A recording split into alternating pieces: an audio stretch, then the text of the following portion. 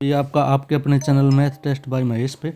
तो आज हम बात करेंगे ग्रुप डी कर्मचारी जो हरियाणा में लगे हुए हैं उनकी सैलरी के बारे में। एक वीडियो डाली थी कि 7th पे कमीशन के हिसाब से सैलरी हरियाणा ग्रुप डी कर्मचारियों की कितनी चल रही है। और 1 जनवरी 2026 से, जैसे आप सभी को पता है, हर 10 साल में नया पे कमीशन आता है। तो 1 जनवरी 2026 से नया पे कमीशन लागू हो गया, 8th पे कमीशन, जिसको कहते हैं 8th पे कमीशन। ठीक है, तो इस 8th पे कमीशन के हिसाब से ग्रुप डी कर्मचारियों की सैलरी कितनी बढ़ने वाली है, कितनी होने वाली है, वो सारा इस वीडियो में डिस्कस करेंगे। और किस हिसाब से बढ़ेगी, फिटमेंट फैक्टर क्या होगा, कैसे फिटमेंट फैक्टर निर्धारित होता है, और टोटल लास्ट में कितनी सैलरी बनती है, वो सारी चीज़ें देखें। तो सबसे पहले जो 7th पे कमीशन था जो लागू हुआ था 2016 में, वो किस आधार पे हुआ था और कितनी सैलरी उस टाइम बढ़ी थी, उन सभी चीज़ों पे चर्चा करते हैं, देखते हैं। देखो भाई, 6th से जब 7th पे कमीशन आया तो ये जो ग्रुप डी कर्मचारी है हरियाणा के, उनका पे स्ट्रक्चर ऐसा था। पे बैंड 4440 से 7440 था। ग्रेड पे 1300 से लेके 1650 थी। और मूल वेतन था 4440, तो मिनिमम बेसिक हो गया, और 1300 ग्रेड पे हो गया। टोटल कुल मिला के ये 5740 रुपये हो गया। तो ये जो थी बेसिक हमें मिलती थी उस टाइम। अब वो बढ़ी कैसे, तो उस टाइम फिटमेंट फैक्टर लगाया गया था। फिटमेंट फैक्टर क्या होता है, ये गुणांक होता है बेसिक को, जिससे सीधे सीधे गुणा करके बेसिक को बढ़ा दिया जाता है। वो कैसे तय होता है वो आगे बताएंगे हम वीडियो में। ठीक है, तो उस टाइम 2.57 फिटमेंट फैक्टर लगा था। और उस टाइम डीए था 125%। डीए जो डियरनेस अलाउंस, जो अभी हमारा जनवरी में 60-61% होने वाला है, वो उस टाइम जब 7th पे कमीशन लगा था तो 125% था। ठीक है, अब देखो भाई, 7th पे कमीशन में कैसे बढ़ोतरी हुई। पुराना मूल वेतन प्लस जीपी ग्रेड पे, उसको 2.57 से गुणा कर दिया।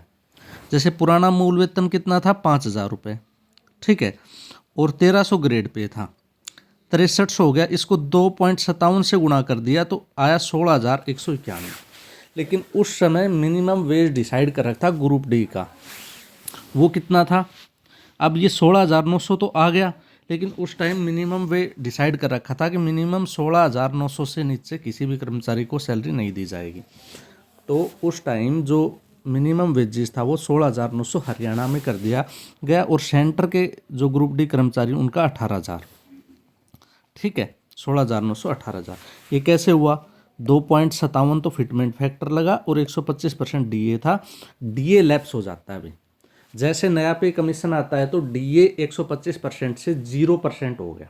ठीक है, तो उस टाइम मूल बेसिक कितनी होगी, 16,900। तो ये था सिनेरियो 6th पे कमीशन से 7th पे कमीशन पे जाने का। अब हम देखते हैं कि फिटमेंट फैक्टर क्या होता है, कैसे बढ़ता है और अब कितना बढ़ने वाला है, वो सब सारी चीज़ें देखेंगे। तो चलिए देखते हैं। अब देखो भाई, फिटमेंट फैक्टर क्या होता है। यह एक गुणांक है, मल्टीप्लायर है। एक वेतन आयोग से दूसरे वेतन आयोग में जाने पर पुरानी बेसिक पे को नई वैल्यू में बदलने के लिए जिस अंक से गुणा किया जाता है उसे फिटमेंट फैक्टर कहते हैं। यानी कि पुरानी बेसिक पे से नई बेसिक पे जो बनाई जाती है उसको जिस भी नंबर से गुणा करते हैं उसे फिटमेंट फैक्टर कहते हैं। जैसे 7वें वेतन आयोग में 2.57 था, यानी कि पुरानी बेसिक पे जो थी उसको 2.57 से गुणा करके नई बेसिक पे आ गई थी, जो हरियाणा में 16,900 रुपये बनी थी भाई। ठीक है, 16,900 रुपये। अभी फिटमेंट फैक्टर निर्धारित क्या होता है, कैसे होता है। फिटमेंट फैक्टर को निर्धारित करने के लिए 3-4 चीज़ें होती है। जैसे कि डीए का बहुत बड़ा रोल होता है कि जो पे कमीशन चल रहा है उसके दौरान डीए कितना परसेंट है। दूसरा, महंगाई दर देखी जाती है, खुदरा महंगाई दर। तीसरा, सरकार की फाइनेंशियल सिचुएशन देखी जाती है कि वो कितना परसेंट इंक्रीमेंट दे सकती है। ठीक है, अब सरकार ने, आयोग ने 2.57 का आंकड़ा इन 3 चीज़ों को कवर किया। जैसे पुरानी बेसिक 100% होती है तो उसका 1 पॉइंट मान लिया भाई। महंगाई दर 125% थी तो उसका 1.25% मान लिया। और सरकार ने रियल हाइक दिया 32%, तो उसको 0.32 मान लिया। तो टोटल जब इनको जोड़ा 1.25 0.32 तो हो गया 2.57। ठीक है, तो इस तरह उन्होंने फिटमेंट फैक्टर का निर्धारण कर दिया, जो अभी भी इसी तरह होना है। डीए मर्ज होने के कारण नेट सैलरी प्रभावित होती है, और कोई बहुत ज़्यादा फर्क नहीं पड़ा, क्योंकि डीए क्या था, अगर इस हिसाब से देखें तो 2.5 गुना सैलरी हो जानी थी, क्योंकि 2.57 अगर बढ़ता है तो वो 2.5 गुना होगी, तो 2.5 गुना बढ़ जानी थी। लेकिन ऐसा नहीं हुआ, क्योंकि 125% जो डीए मिल रहा था उसको लैप्स करके 0 कर दिया, तो कुल जो सैलरी में बढ़ोतरी दिखी वो 14.22% की दिखी। ठीक है, यानी कि मोटा मोटा मान लो अगर उस टाइम 20,000 सैलरी मिलती थी, ठीक है, तो कम से कम 3,000 रुपये की बढ़ोतरी हुई थी। ठीक है, तो ऐसे आप अनुमान लगा सकते हो। अब ये किस फॉर्मूले के तहत बढ़ती है, तो फॉर्मूला है डॉक्टर एक्रोयड फॉर्मूला। ठीक है, जो 7th पे कमीशन में सैलरी बढ़ी थी वह डॉक्टर एक्रोयड फॉर्मूला के तहत बढ़ी थी, जिसने न्यूनतम वेतन 18,000 कर दिया था, जो कि सेंटर में, हरियाणा में 16,900 है। इसका सिद्धांत क्या था, एक कर्मचारी की सैलरी इतनी हो कि वह वहन कर सके 3 उपभोग इकाइयों, पति पत्नी और 2 बच्चे, और भोजन 3700 कैलोरी प्रति व्यक्ति, कपड़ा और मकान को वहन कर सके। और इसको जब मल्टीप्लाई कर रहे थे तो ये आ रही थी 16,900 मिनिमम, और वो हरियाणा ने लागू कर दी थी। तो ये हो गया फिटमेंट फैक्टर क्या होता है। अब आगे देखते हैं कि हमारा सैलरी सिनेरियो क्या होने वाला है। ठीक है, देखो 8वें वेतन आयोग के तहत फिटमेंट फैक्टर कितना हो सकता है, ये क्या अनुमान लगाया जा सकता है विभिन्न जो प्लेटफॉर्म है उनके माध्यम से। तो सबसे पहले आते हैं यूनियन की मांग।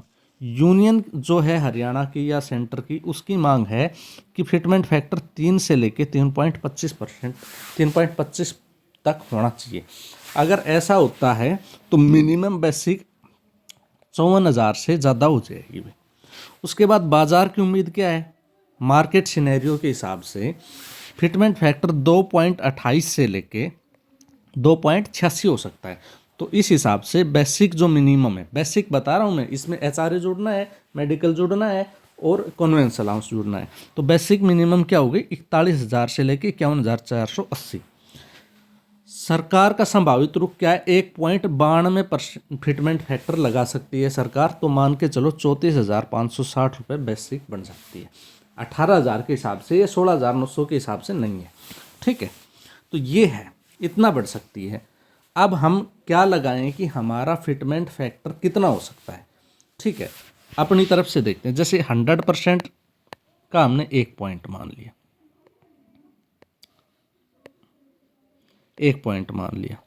ठीक है, प्लस महंगाई जो डीए है वो जब तक ये इसकी जो है ये 1 जनवरी से तो लागू हो रहा है, लेकिन इसकी सिफारिशें हैं वो मिड 2027 तक लागू होंगी, यानी कि जुलाई 2027 तक लागू होंगी। तो तब तक डीए बढ़ के जैसे 61 से 3 बढ़ेगा, 64 और 2 बढ़ जाएगा, और फिर 3 बढ़ जाएगा। तो मान के चलो कि 70% डीए हो जाएगा। तो 70% का क्या होगा, 0.7 उठाएंगे, 0.7 उठाएंगे।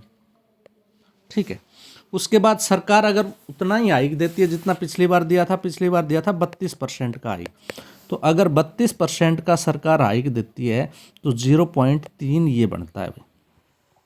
जब इसको टोटल जोड़ रहे हैं तो 2 आ रहा है हमारे पास, यानी कि फिटमेंट फैक्टर सरकार 2 कर सकती है। ये सबसे रिलायबल फिटमेंट फैक्टर है। आप सर्वे को देख लीजिए, या सरकार की फाइनेंशियल कंडीशन को देख लीजिए, या डाटा को मिला, यानी कि हमारा फिटमेंट फैक्टर 2 होने वाला है। अब देखते हैं कि हरियाणा गवर्नमेंट के ग्रुप डी कर्मचारियों की सैलरी 8th पे कमीशन के हिसाब से कितनी होने वाली है, अगर फिटमेंट फैक्टर सरकार 2 लेके चलती है तो। ठीक है, चलिए आगे देखते हैं। देखो भाई, 8th पे कमीशन के हिसाब से हमारी जो सैलरी है ग्रुप डी कर्मचारियों को कितनी होने वाली है। ग्रुप डी कर्मचारियों की फिलहाल बेसिक पे कितनी है, 16,900 रुपये जो बेसिक पे है वो। अगर 2 फिटमेंट फैक्टर लगता है तो 2 से गुणा होगी, 2 से गुणा होके हो जाएगी 33,800 रुपये। ठीक है भाई, ये नई बेसिक हो गई। अब डीए तो मिलना नहीं है, क्योंकि डीए क्या हो गया, 0। अब जुड़ने वाले भत्ते DA क्या हो गया 0, उसके बाद फिर वो 6 महीने में बढ़ता चला जाएगा। HRA कितना मिलना है, 8% मिल रहा है HRA छोटी सिटीज़ में, जो Z कैटेगरी की सिटीज़ हैं। Y कैटेगरी की सिटीज़ को 16% और X कैटेगरी की सिटी को 24% DA मिल रहा है। तो ज़्यादातर 24% तो हरियाणा में कहीं लागू नहीं है, हरियाणा में तो 16% और 8% है, तो 8% ही ज़्यादातर जगह पर मिलता है। तो इस हिसाब से 2704 रुपये हमारा HRA हो गया। मेडिकल भत्ता सभी को फिक्स मिलता है, 1000 बढ़ने की उम्मीद है 8th पे कमीशन के बाद कि ये 2000 या 2500 हो जाए, लेकिन अभी के लिए 1000 ही मान के चलते हैं। उसके बाद हमें कन्वेंस अलाउंस मिलता है 200 रुपये, हो सकता है ये भी बढ़ जाए क्योंकि ये भी फिक्स होता है बेसिक का, तो ये भी बढ़ने की संभावना है। तो कुल salary basic HRA medical convince allowance मिला के होगी 37,704 रुपये, लेकिन इसमें डिडक्शन होगी GIS की और NPS की। तो GIS को तो 5 रुपये कटने, उसको तो हटा ही देते हैं। 10% NPS कटेगा, किसका, बेसिक का कटेगा, टोटल का नहीं कटेगा। बेसिक कितनी, 33,800, इसका अगर हम 10% काट लेते हैं तो हमारे पास 3,380 रुपये NPS के कट जाते हैं। अब नेट जो खाते में इन हैंड सैलरी आएगी वो आएगी ग्रोस माइनस NPS, जो कि बन रही 34,324। तो आप मान के चलो कि ग्रुप डी कर्मचारी की 8th पे कमीशन के बाद मिनिमम सैलरी 35,000 तो होने ही वाली है। फिटमेंट फैक्टर अगर ज़्यादा मिलता है तो ये 40 या 42,000 भी हो सकती है, ठीक है, वो डिपेंड करता है फिटमेंट फैक्टर सरकार कितना देती है। हमने 2 फिटमेंट फैक्टर के हिसाब से इसको काउंट किया। अब कितनी बढ़ोतरी हुई भाई, फिलहाल लगभग 27,000 रुपये ग्रुप डी कर्मचारी को मिल रहे हैं, और अगर 35,000 मिलते हैं तो ये बढ़ गया सीधा सीधा हमारे पास 8,000 रुपये। कितने पे बढ़ रहा है, 27,000 पे, ठीक है। इसको 100 से गुणा कर देते हैं, परसेंट निकाल लेते हैं।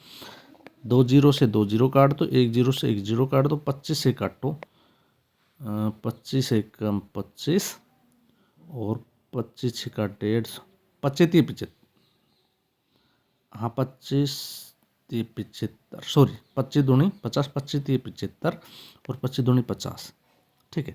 ये लगभग 32% सैलरी हाइक हो रहा है, ठीक है। सही कैलकुलेट किया ना मैंने, 8,000 अपॉन 27, 27 दूनी 54, 27 81, हाँ लगभग 30% के लगभग सैलरी हाइक हो जाएगी। पिछली बार कितनी हाइक हुई थी भाई, पिछली बार तो 14-15% के लगभग हाइक हुई थी, क्योंकि 125% DA था, अब की बार DA 60-70% हो जाएगा। तो कुल मिला के 35,000 रुपये सैलरी आपको मिलने वाली है मिनिमम। DA अगर फिटमेंट फैक्टर अगर बढ़ता है तो ये 40 से 42,000 भी हो सकती है। तो जो भी बच्चे ग्रुप डी की तैयारी कर रहे हैं उन्हें ये वीडियो ज़रूर देखनी चाहिए, ये तुम्हारे लिए मोटिवेशन है। इतनी सैलरी कम नहीं होती, अगर 40,000 आपको मिलते हैं तो वो बहुत अच्छी सैलरी है, और आप अपनी तैयारी को अच्छे से कीजिए। ग्रुप डी का एग्ज़ाम जल्द ही आने वाला है, मई जून तक आपको देखने को मिल जाएगा एग्ज़ाम। तो ग्रुप डी की तैयारियों में लग जाइए और अच्छे से ग्रुप डी की तैयारी करके एग्ज़ाम को क्वालिफाई कीजिए। तो ये वीडियो थी भाई, आई होप आपको वीडियो अच्छी लगी तो वीडियो को लाइक कर दीजिए, चैनल को सब्सक्राइब कर लीजिए, और इसी तरह वीडियो देखने के लिए, नई न्यूज़ इन्फॉर्मेशन के लिए इस चैनल पर बने रहिए। जय हिंद, जय भारत।